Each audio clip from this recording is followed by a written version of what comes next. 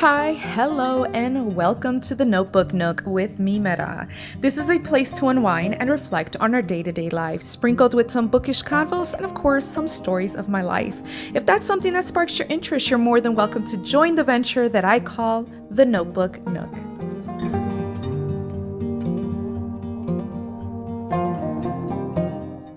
Hi, hello, this is Esmeralda Mimera, and welcome here to my podcast today. I am going to be a little bit more, uplifting this time around. I know in my last podcast it was a bit kind of emotional, and though this episode may get emotional, I'm not quite sure, but there is going to be some very funny aspects of this particular episode, and mainly because I'm going to be talking about my sister, and I really wanted to dedicate this particular episode to her. Just everything that we have bonded through and things we've been through. And though I'm not going to get in depth with everything, I kind of wanted to summarize a little bit of our relationship. So I wanted to take this time to just kind of do that. And I don't know, you guys listening, if you guys have a sister, or maybe you guys have a particular family member or friend who you see as a sibling or a close loved one. This is kind of what that is, because I know I've mentioned in a prior episode that my sister, when I say my sister, I actually mean my cousin. She is actually my first cousin. She's my aunt's daughter, and she actually grew up with us since we were way, way little. I mean, she started living with us, what was it, preschool kind of thing? So it's been a long time that we've always had a huge relationship. We lived together for a long periods of time. And yeah, so we bonded a lot through a lot of events and situations that had happened to us. So I wanted to talk about her because I know that our relationship is a little bit, I know for some people it may be a bit odd, but being that she is my cousin, for me, ever since I was little, and for her, ever since she was little, we always saw each other as sisters. Because, like I've said before, we lived together for long periods of time ever since she was little. And we would always, especially go and visit when we were little too, as well. We would go to events, everything together. I mean, we did, yeah, a lot together. And so ever since then, we always saw each other as sisters. And I cannot, every time I talk about her, I can't say cousin. It just doesn't seem right. I kind of cringe at that because to me, she actually is my sister. And to her, I'm really like her sister. So we always say sisters. There's so many stories that I can definitely say that we have been through that has been very silly moments, hilarious moments, actually, sad moments. We've dealt through certain traumas together. There's been a lot of things that actually connect us both together in so many different ways. And there's so much similarities between her life and my life. You almost cannot believe it. And when if she was to ever tell her story and I was to ever tell my story, I think you guys would be like blown away and be like, wait, are you sure you're not sisters? Like blood, like really, really related like sisters. Because there's times where we joke about, like, oh, I think deep down inside, everyone knows that we're actually truly sisters. Like we just joke about it. We have this like inside little giggle all the time when we talk about stuff like that. But yeah, like me and my sister, one of the things that I think is very, very odd that maybe not a lot of people have experienced in their life. Usually when you have a sibling or you have someone that you truly, truly love, whether it's like a friend, a best friend that you've had since childhood, or even just a loved one that you've had since childhood, like you've known them, throughout your life. There's always rivalry, there's always some kind of like fights and, situations like that. But actually, I cannot say that me and my sister actually had that. And till today, we even were talking about it a couple days ago, where we started to kind of reflect on our relationship. We're like, yeah, ain't it crazy? Like, we are so, I don't know, we sometimes talk to each other like this, but we're like, we're so lame that like all of our lives, we've never gotten into a true argument, a true fight, like an actual full blown fight, even whether it's physical or even just an emotional kind of fight where we're like yelling at each other or anything like that. We actually truly have not experienced that. And one of the little funny stories that I want to talk about was how we actually came up with a little fight, a made up fight. Why we decided to do this, I don't know. I remember we were both in elementary school and we were just talking about how we never got into a fight. and how we always see like our cousins or our brothers and sisters, you know what I'm saying? Like just fighting. And we just never got into a fight and we never understood that. And we're like, well, why don't we just pretend we're getting into a fight? I know, sounds very, very weird. Like, what in the world are these kids thinking? But me and her were like, we've never gotten into a physical confrontation. So we planned this scenario that we were just going to be like, oh, insulting each other, right? Because that's another thing we've never done is insult each other. So we decided we'll insult each other and then we'll slowly start the pushing and then maybe pulling hair and let's just see where that would go. You guys, now thinking about it, it's so cringy. It's like, what in the world were we thinking? Like, I mean, in reality, why? Like, I don't know. We were some oddballs. We decided to do this. And so we decided, okay, all right, we finished eating. Let's go upstairs to our room and let's begin this little drama, right? So we planned it all out and we're sitting across each other and we're like, okay, so how do we start? It was so awkward the way we even started. It was, oh my gosh, just thinking about it. And I'm pretty sure if she's listening to this podcast, she's probably laughing at it right now. Like, I just want to tell her, like, girl, what were we thinking? Like, what in the world were we thinking when we decided to do this? And I know we've asked each other so many times about this situation and just, I don't know. But you guys, so we went on ahead and we started the first little few insults and kind of didn't feel like it was going anywhere. So then we started just to kind of like push each other. Still didn't feel like it was going anywhere. We're like, well, maybe we just need to pull hair, right? This is the part where it starts to get very ridiculously just. Let me proceed. So she grabs my hair and I grab her hair and we start pulling. And eventually, I give her a good pull because I'm like, no, we're determined, right? We're supposed to like see if we can fight. And she gives me an even harder pull. And I'm like, dang, so we're both pulling our hair back and forth. And eventually we stood there. We're like, what are we doing? And she goes, I don't know. I think we're supposed to fight. And I'm like, I know, but like, we're not really fighting. I mean, it doesn't even feel like a real fight. She goes, I know, but like, you let go of my hair. I was like, no, you let go of my hair. And at this point, I remember right near us as we were on our bed struggling with each other's hair, just like pulling it and not wanting to let go of neither one of us because we're like, one of us is going to fool the other. I'm pretty sure, right? And I saw nearby there was this doll that I had actually received when I was 15 years old, which now actually reminds me, I think I was like a freshman in high school and she was still in elementary. I think she was like in 7th grade or 8th grade. Oh my gosh, just thinking about our age. Oh, this is so crazy. Okay, so I reached out for this doll that I got on my 15th birthday, and in the Mexican culture, we do what we call a quinceañera. So we always do this like big, elaborate celebration. It's just a coming of age type of situation. So it's a big deal for a lot of families, Hispanic families. And it's where the girl kind of gets dressed up very, very beautifully in this big, beautiful ball gown, pretty much. So I did have a quinceañera. And in that quinceañera, there was a doll that was given to me. And now here's the thing. It wasn't like a typical Barbie doll. It was just, just a regular doll, and they would crochet this little dress on this doll and would present it to the quinceañera, which would be me. So I'm here pulling my sister's hair back and forth. We don't want to let go because we're just like nervous that the other one's not going to want to let go. And I remember reaching for this doll. And I just grabbed it. I was like, you know what? I'm just going to like rub the hair on her chin. Why did I do that? I don't know. But I went on ahead and I grabbed the doll and I just shoved it on her chin, hopefully that it would tickle her to where she would let go of my hair, which she did let go of my hair and I let go of her hair. But by the time I got my doll back and I looked at my doll, we both looked at my doll, she was bald. Like my doll had absolutely no hair. She probably had a few little scraggly hairs still left on her head. And I'm like, what happened to her hair? And my sister's like, I don't know. Was it like that before? I was like, no. And I look at my sister and I lost it, you guys. I started cracking up. Like genuinely, it was the most funniest situation ever.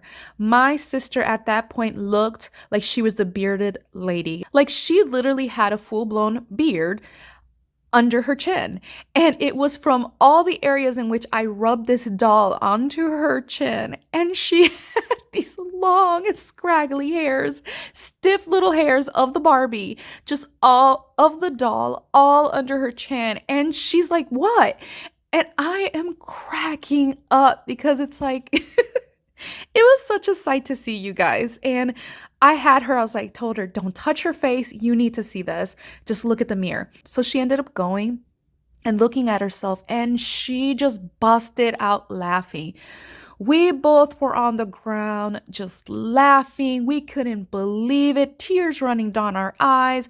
Like, we were just like, what a twist of events, right? Like, we're over here trying to fake a fight, and we ended up just cracking up on our floor in our bedroom, just like hysterically at the situation of where we were at. And at that point, we both looked at each other. She ended up eventually rubbing her chin, and the hair, completely fell off. But as we were there thinking about what just happened, we both concluded, you know what? Fighting just isn't our thing. I think we're just not meant to fight. We're probably the kind of sisters that we just have too big of a bond that, like, fighting isn't our thing. And clearly we're not good at it because we ended up just laughing hysterically on the floor instead of crying on the floor, if you know what I mean. Yeah, so I remember that, and it just, I don't know, till today, I still crack up about it, and every once in a while we'll bring it up. But my sister and I, we've always had this very deep connection, and it's kind of hard to explain, but when it came down to us going through certain troubles or certain situations in our lives, we always had each other. And for some reason, I could trust her with just anything that I can give her. Like, I know I can trust her. Her loyalty is like impeccable. And same with me. Anything that she would entrust in me, I would make sure that I kept the loyalty strong. And I know that she can always entrust in me when she needed to talk about something. And yeah, like, we always had this deep connection, such a deep connection that even our health somehow has synced in some type of way. And I know this is going to sound very, very weird, but biologically, we are considered cousins. So for me and her to have so many health issues that are very, very similar to each other kind of throws us for a loop a little bit. But my sister has gone through so much health issues, and I have too. So, for example, she's had polycystic ovarian syndrome, where your ovaries pretty much overproduce too many eggs at once, and it causes sometimes inflammation, or sometimes you can get these big cysts and they rupture inside of you. They're very, very painful, you guys. It's not something that's like smooth sailing. But we've had a lot of like that kind of issues, and it turns out that I ended up having it too. I have polycystic ovarian syndrome too. They call it short PCOS. But yeah, that's something we both have. Another thing that we both actually have is thyroid issues. So she had to go and endure this whole situation of having her thyroid removed. And that was, just that journey alone was so difficult. Yeah, like, it was, whew, I don't know, even thinking about it just makes me kind of emotional, because for a sec there, we thought we almost, lost her. But thank God that did not happen. And we still have her here today. We could still laugh and joke about things on the phone. It's just, yeah, but she had to undergo surgery and get her thyroid removed. As for me, I actually have Hashimoto's, which is an autoimmune disorder that pretty much attacks your immune system, attacks your thyroid. And I'm at a point where, like, my thyroid isn't functioning. It's pretty much kind of at its last kind of, beep, beep kind of situation. I mean, my thyroid's trying to go, but I don't know. I'm right now at a much higher prescription, which I had to be put on recently. It's just not doing too well, So we both had thyroid issues. And now currently, yeah, like, I had, because of the PCOS, I usually get sometimes routine ultrasounds done.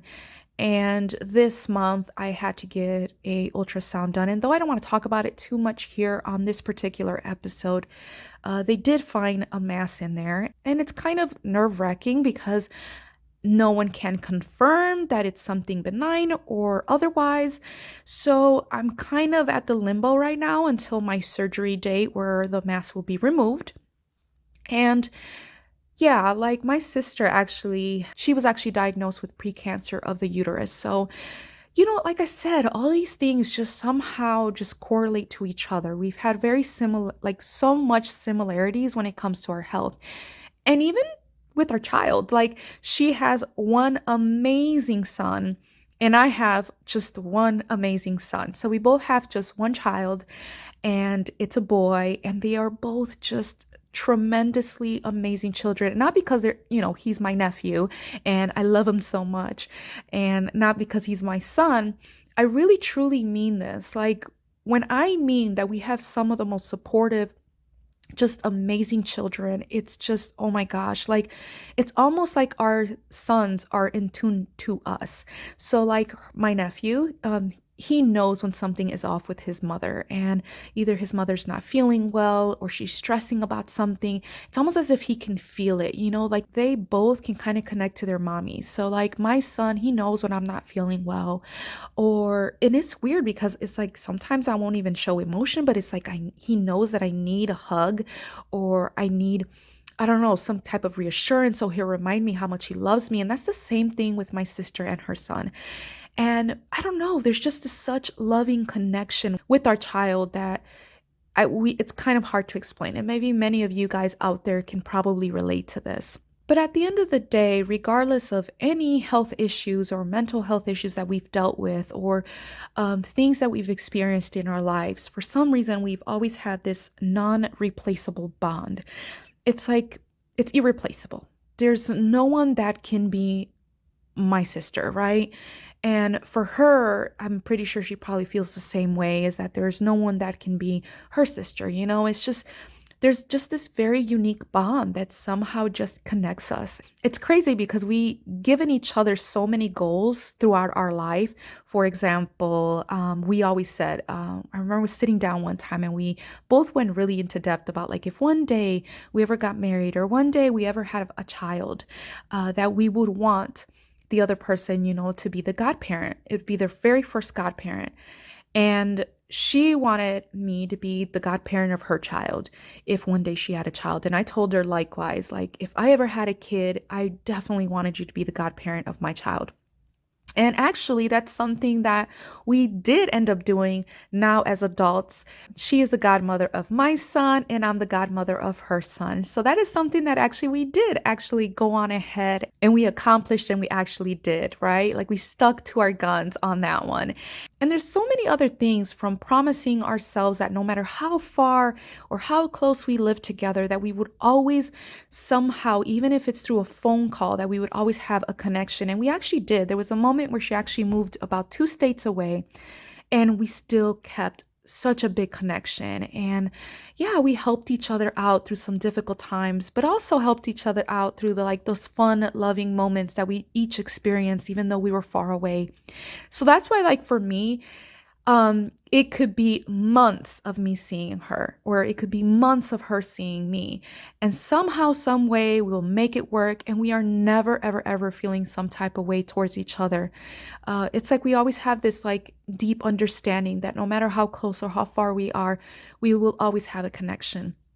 And one of the things I did wanted to bring up, a really silly story too, is an incident that happened to her on her bike when she started learning how to bike ride. Now, we all were learning to bike ride. We all started getting a little better at it, but she was a little bit more skittish. She was a little bit more nervous about getting on her bike.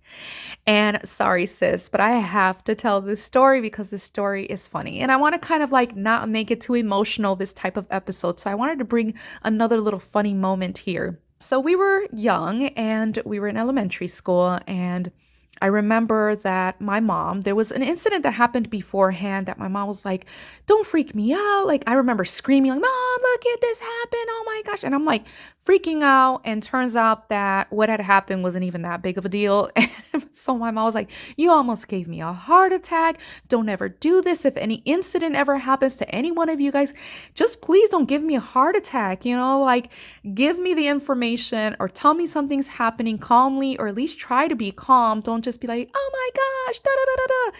Because she's like, I don't want to have a heart attack. So, of course, me keeping that in mind, freshly in my mind, from months prior, Here goes my sister. She's learning how to bike ride, and she ends up somehow crossing paths with one of my brothers. And point is that turns out she ended up in a tree. And I don't mean like the tree, I mean she smashed into a tree, flipped over and on her bike and just got like demolished. She was crying. It was a horrible scene to see. And everyone was, of course, saying, Esmeralda, go and tell Ma, what had happened. Oh my gosh, Ma. Like, oh my gosh, our sister, she's all bleeding. And she had scraped her knees, scraped her elbows, her chin. I mean, it was terrible. So I go inside the house and I tell my mom, hey, Mom, very calmly, because, months prior, she did tell us she didn't want to get a heart attack. So I'm like, hey, Mom, so something happened to my sister. And I explained to her, like, yeah, she kind of just fell off the bike. And my mom goes, okay, well, tell her to come in. And I was like, well, she's going to try to come in. And she goes, what do you mean she's going to try to come in? And around the corner, you see my sister coming. And she is just like cowboy walking, shoulders up, her elbows are up. I mean, oh my gosh, it was such a sight to see. And though it was funny now that we look at it, in that moment, my mom was like, oh my gosh, what happened to you? Oh my goodness, come and sit down. And why didn't you tell me? Was this serious? And I'm thinking, well, you said not to give you a heart attack when these types of situations happen.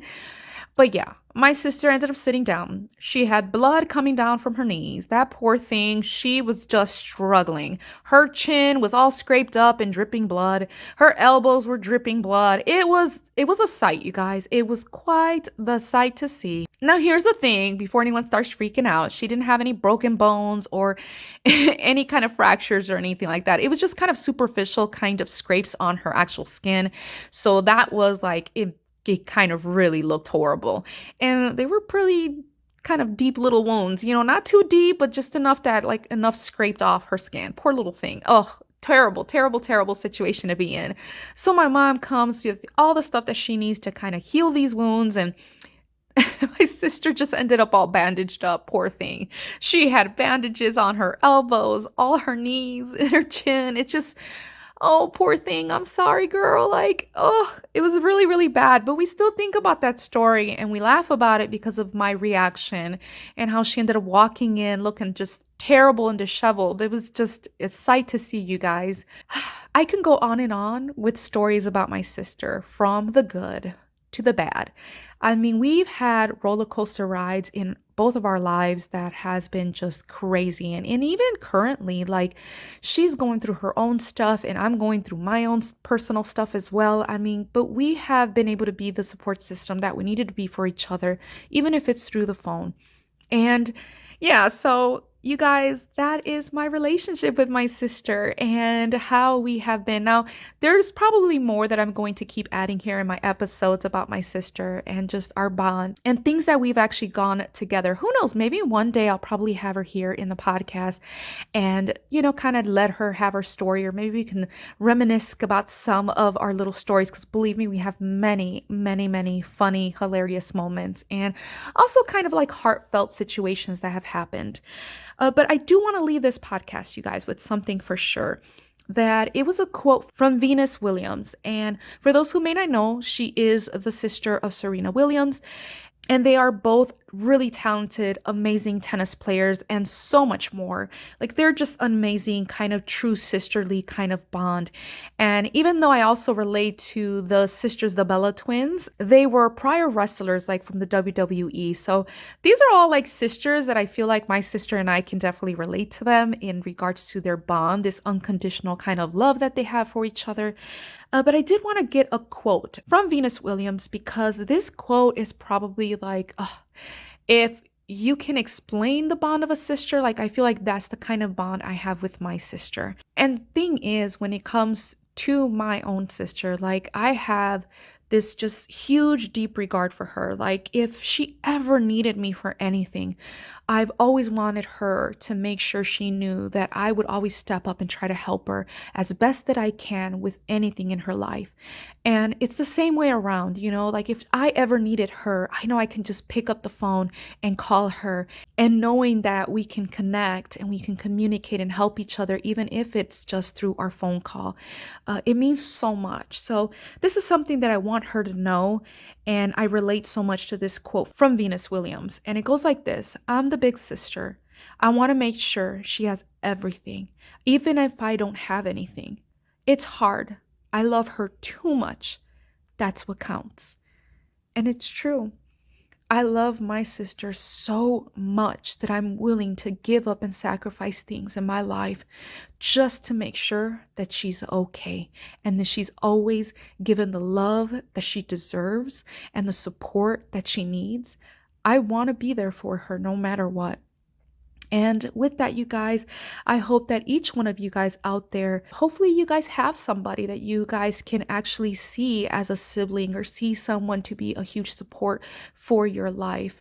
And yeah, so you guys, either way, I'm going to let you guys go, but I really want you guys to know that I am sending out the highest vibrations out to you guys and so much love that I'm sending to each and every one of you guys. And I hope you guys are having a wonderful day and you guys are taking care of yourselves. And yeah, until next time, you guys. Bye.